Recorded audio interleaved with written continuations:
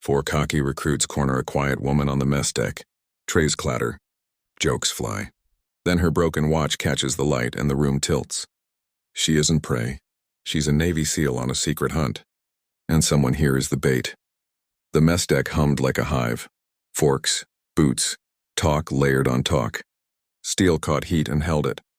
The smell of coffee sat under it all, dark and stubborn. Sarah ate alone, spoon, napkin, broth she didn't taste.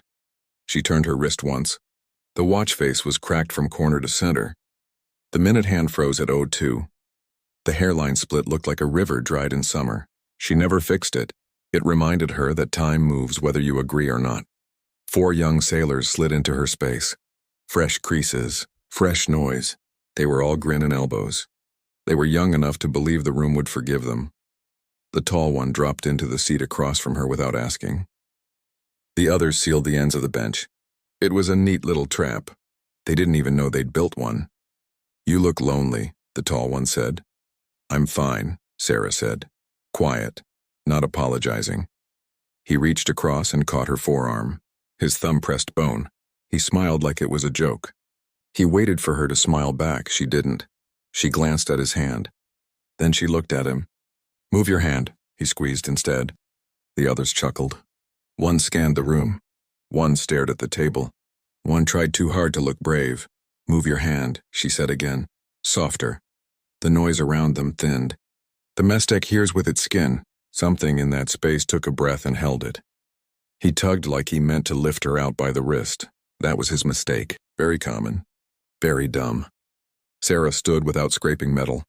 Her free hand swept under his wrist. Quick circle. Small leverage. The world turned for him. His shoulder met the table edge with a thud you feel more than hear. Air left him. Eyes widened. Trays rattled. "Stop," she told the two who twitched toward her. They stopped. "Let go," the tall one hissed. His face flushed. He tried to pull. He could not. "You first," she said, calm as tide, his fingers opened. The room took another breath. A petty officer hustled through the gap that opened in the crowd. He wore authority like a knife. "What's going on here?" "Misunderstanding," Sarah said. She released the hold. The tall sailor cradled his shoulder and tried to gather pride off the floor. The petty officer, Rodriguez by the name Tape, looked from faces to tables to Sarah's eyes. He had seen control before. He recognized it. He filed it away. The four backed off. The tall one forced a grin he hadn't earned back yet. The one with the good instincts touched his sleeve and steered him away.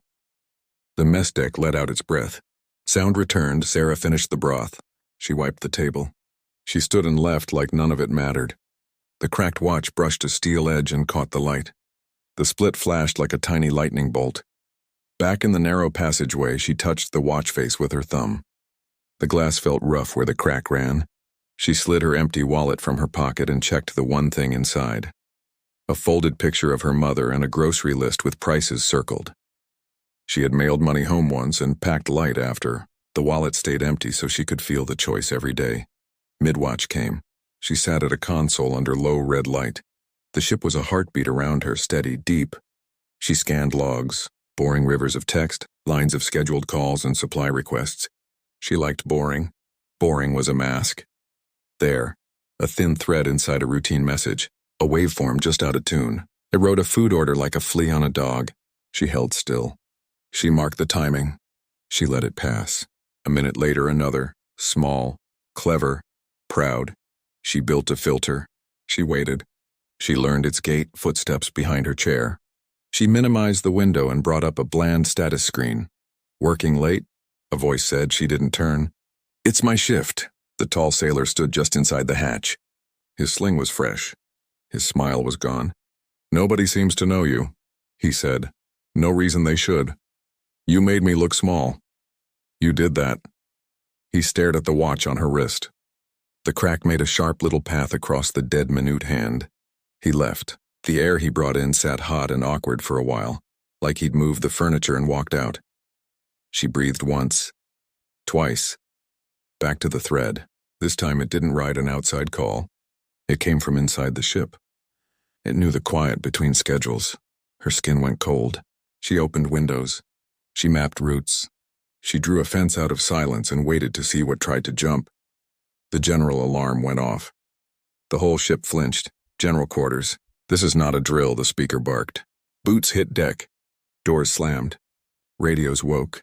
On her screen, the ghost thread pulsed faster. It dove into admin. It skimmed comms. It wore 3 names and none. She traced as the room filled. Rodriguez appeared at her shoulder. His jaw was set. Petty Officer Martinez, he said. Stand up, she did. The cuffs came out. They were cold. They were not a surprise.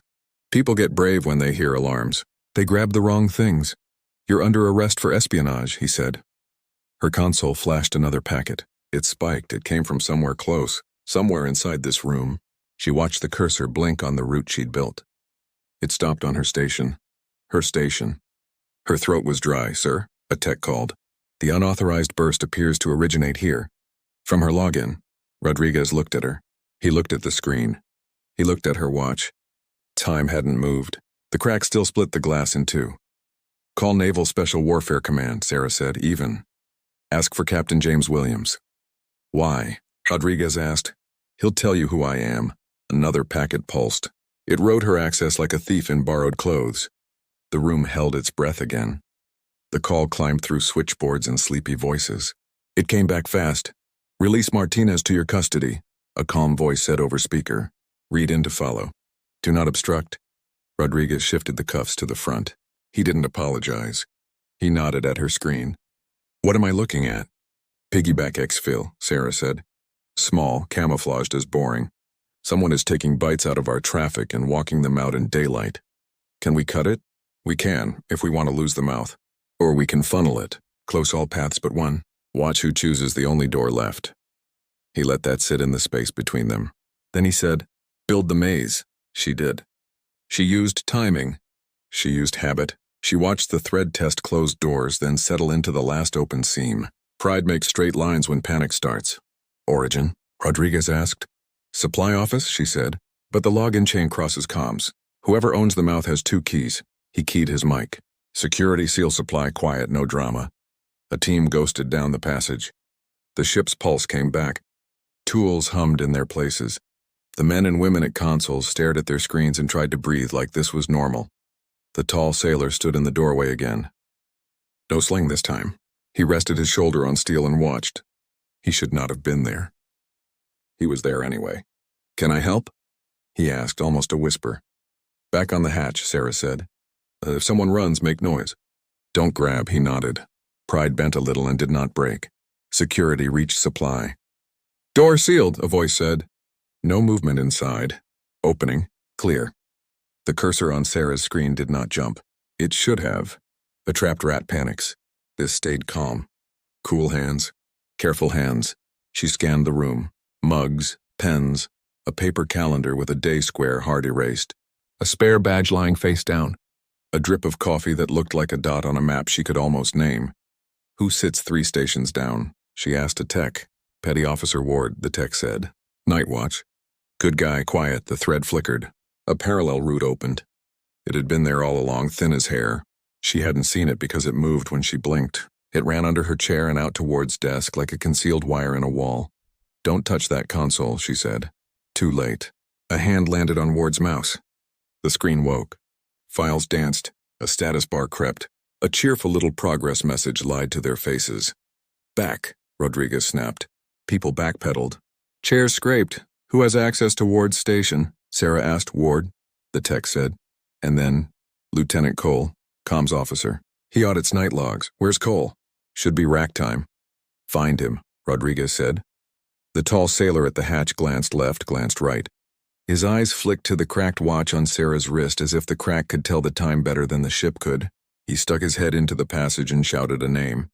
Footsteps went away. Footsteps came back. Sir, someone said.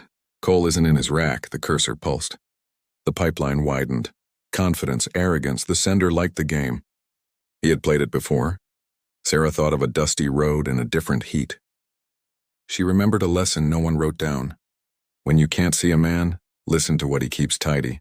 Look at the corner he swept twice. She scanned again. Ward's mug sat on a folded rag. Perfect circle. No spill. Ward was neat. The rag was neater. She lifted it with 2 fingers. A tiny transmitter winked up from the hole someone had cut in the rag. It was the size of a coin. It had been listening to the room for weeks. "Ward's a route," she said. "Not the driver." "Then who?" Rodriguez asked. The hatch whispered. Everyone looked. Lieutenant Cole stood in the doorway, hair smooth, uniform sharp. He held a clipboard like a passport.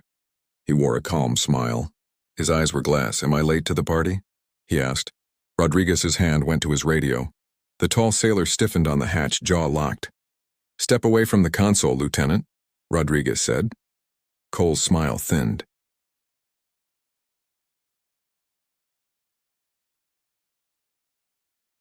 "I'll do you better," he said. He tapped his badge to the panel by Ward's station. It chimed. The screen went black. Then it came back with a clean face and a tidy login box. Like nothing had happened. Like the sea was flat and the sky had never learned to storm. "We have a leak," Cole said kindly, eyes on Sarah. "And she's wearing it on her wrist." The room swayed without moving. Sarah lifted her cuffed hands. She turned the cracked watch face to the light. The split caught. The dead minute hand still pointed at O2. "The leak is you," she said. "You've been copying the boring parts. You think boring will hide you. It won't." Cole's eyes didn't change, but his fingers did. The tips went white. Then he laughed. "Prove it," he said, and with a small, bright gesture he pulled the power to the room. Darkness fell like a curtain. Emergency lights bled red back into the room. People shouted. Radios woke. Chairs toppled and stood again. "Power restoring 2, someone called. "Hold stations," Rodriguez said. "No one moves unless she says." Sarah slid her cuffed hands along the console edge and pulled the keyboard under her. She worked by feel. She didn't need the screen yet. She needed the ship's hum. She needed timing. The watch face pressed her wrist. Cold glass. Crooked line. It reminded her that time is a river you don't stop. You use the current. She tapped in a blind command she had used once in a place with no name. The room's local process tried to reboot. She caught it mid-breath and made it draw a picture of the last network routes it remembered. A rough ghost map spread on the screen as the power came back. It looked like frost on a window, fine, fragile, true. "There," she said. "Auxiliary trunk, forward, then down into database C. He'll cut through ladder well 9 to lose tails." Rodriguez didn't question. "Teams split," he said. "C route and 9, go." The tall sailor at the hatch turned to her. "Name's Kincaid," he said, voice low. "If you need a runner, I run." "You owe me quiet more than speed," she said. He flushed but held. Pride moves like that when it learns something. They moved. Rodriguez took point with 2 others. The rest locked the room down. Ward stood pale by his blank screen, hands open, eyes wide. He looked broken and harmless. He was neither. He was a hole someone had dug in a careful floor. Sarah tucked her empty wallet into her back pocket. She liked the feel of it. Reminded her she had cut away weight that used to own her. Light enough to run. Light enough to turn sharp corners. She hit the passage. The ship was a maze she loved. She counted hatches. She could feel the engine's slow punch. She could feel the bow's slight lift as the sea took it. If she shut her eyes, she could draw it on the inside of her skull and walk it without feet. At ladder 9, boot marks streaked the paint. A smear of oil on a rung. A neat smear. Not panic. Measured speed, they climbed. They cut left into a tight corridor where pipes ran like ribs. Her breath stayed even. She didn't chase the sound of feet. She chased the pause between them. Cole was smooth. He stopped in patterns. He liked rhythm. He would keep it even now, Rodriguez signaled. The team fanned out. A hatch ahead clicked. A shadow moved. Kincaid's throat opened to shout. Sarah touched his sleeve without looking. He swallowed the noise like it would burn him if he let it out. Cole pulled a panel off the wall and fed a cable into an access port the size of a cigarette pack. He did it fast. He didn't fumble. He had done it before. He glanced down the passage and saw them. He smiled like a man in a photograph of a man smiling. Then he cut the cable with a twist and darted through a low door you'd miss if you didn't wash this section every day. "Bypass," Sarah said. "He's dumping to a fail-safe buffer.